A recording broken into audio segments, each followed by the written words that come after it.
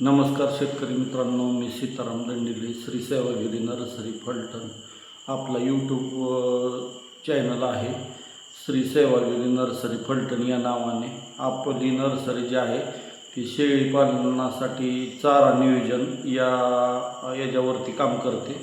आणि आपण आता उन्हाळा सुरू होतो आहे, तर ज्यावेळेस आपल्या शेतकरी बांधवांना सुबाबोळ लावायची आपल्या रानामध्ये असते, त्यावेळेस त्यासाठी पूर्वतयारी काय करावी लागते. तर सुरुवातीला उन्हाळ्यामध्ये सुबाबळ लावण्यासाठी सगळ्यात अगोदर रान नांगरलेलं पाहिजे, मशागत केलेली पाहिजे चांगल्या पद्धतीने.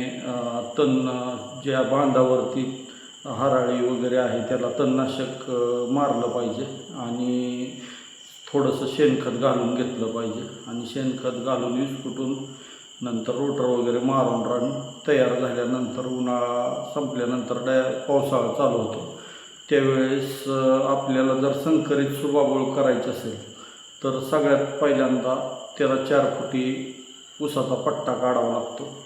4 फुटी ऊसाचा पट्टा काढला की 4 झाडातील अंतर 4x4 येतं.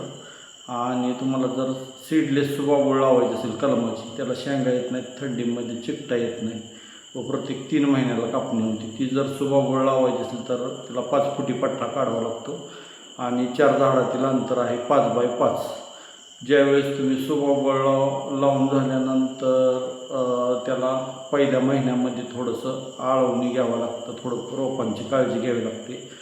ते आम्ही तुम्हाला मोबाईलवरून सर्व माहिती तुम्हाला फोन करून देत असतो. ज्यावेळेस तुम्ही सेवागिरी नर्सरीमध्ये येता आणि रोपं नेता त्यावेळेस आम्ही तुमची नोंद ठेवतो. आणि त्याच्यानंतर आम्ही जे काही प्रत्येक महिन्याला घ्यायची काळजी जी असते ते आम्ही तुम्हाला फोनवरून सांगतो.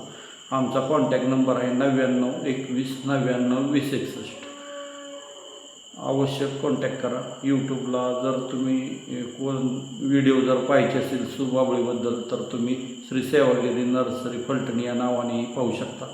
नमस्कार, धन्यवाद.